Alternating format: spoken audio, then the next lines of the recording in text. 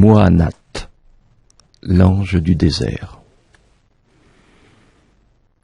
Aussi loin que peuvent se projeter les yeux de ma mémoire dans l'une de ces vies lumineuses, sur un chemin de poussière d'étoiles, étoiles de gypse, je revois ce visage nimbé de lumière et ces yeux de braise d'une profonde intensité. Les pieds enracinés dans le sable, seuls, sans âge, sans rien, tournés vers l'immensité mouvante, elle semblait attendre. Attendre quoi? Personne ne le savait. Personne ne savait d'où elle venait, qui elle était, quel était son nom. Rares sont les bédouins qui l'avaient approchée. Pour les plus jeunes d'entre eux, incrédules ou arrogants, ce n'était qu'une rumeur, une fable, un mirage de plus. Pour d'autres, c'était le démon en personne. Moi, j'étais là par errance. L'errance était mon chemin, et ce désert, un voyage vers un au-delà de la petitesse, de l'étroitesse, du confinement. Aucune limite ne peut résister à la mesure du désert, du vaste, de l'intensité. C'est comme une mer, ou la nostalgie d'une mer, comme l'attrait d'un vide dans lequel on se sent aspiré et inspiré. Et je coulais comme un naufragé dans cet océan de sable jusqu'à me perdre dans cette immensité. Chaque jour, au rythme des pas lents d'une chamelle usée jusqu'à la corde, je m'enfonçais un peu plus dans cette fournaise vivante, érodée par la solitude et les vents abrasifs. Je cheminais d'oasis en oasis, de puits en puits, vers une destination inconnue. Le temps semblait suspendu au-dessus des dunes ondoyantes, comme un décor éternel.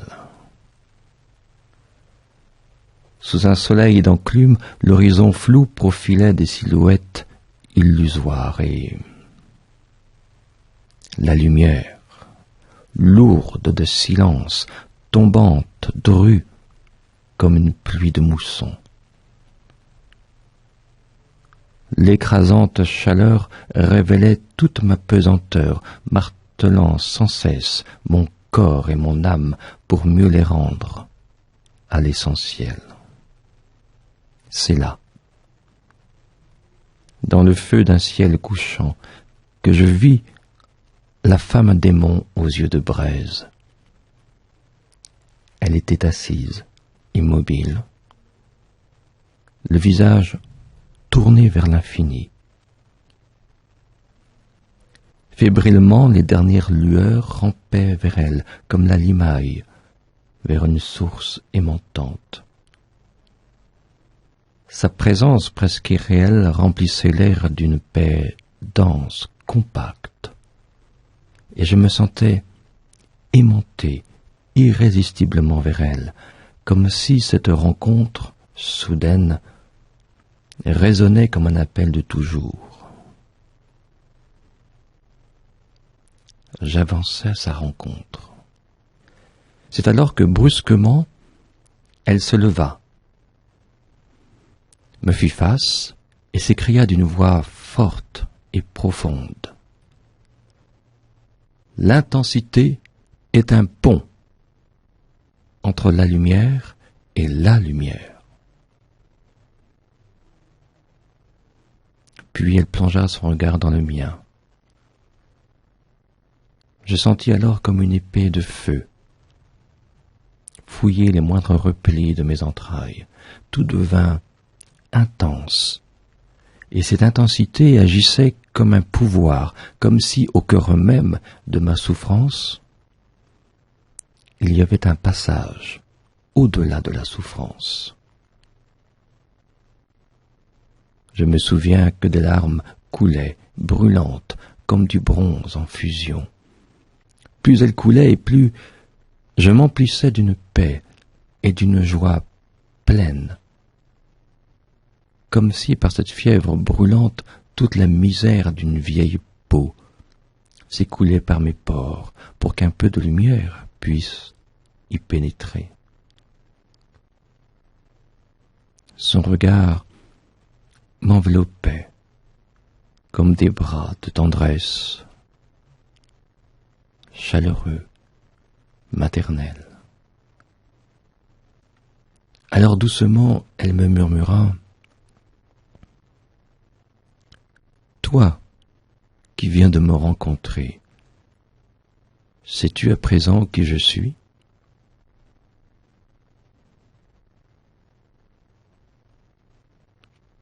Je ne sais pas ton nom, mais je ressens comme un souvenir confus de quelque chose qui sait au fond de moi, un secret oublié.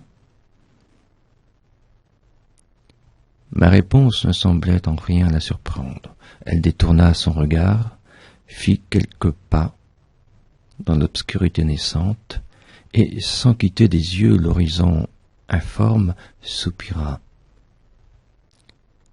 Je suis la crainte, l'angoisse et le désespoir des hommes, de ceux qui vivent dans la tiédeur ou l'ombre la plus dense. Pour les autres, pour ceux qui vivent d'intensité, de feu, trouve en moi l'indicible joie, car je porte ce feu vivant comme une épée de lumière, révélant l'ultime vérité qui vit en eux. Mon nom est Muhaanat, qui signifie dans ta langue souffrance. N'oublie jamais la clé. L'intensité est un pont entre la lumière et la lumière.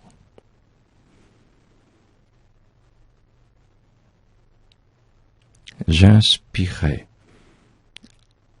à plein poumon ces mots comme un baume de vie. La fraîcheur de la nuit tombait sur les braises de ces paroles ardentes, sans en ternir ni l'éclat, ni la puissance. Je fermais les yeux comme pour mieux saisir cette clé intérieure. Puis, lorsque je les ouvris à nouveau, Muhaanat, la femme du désert, avait disparu.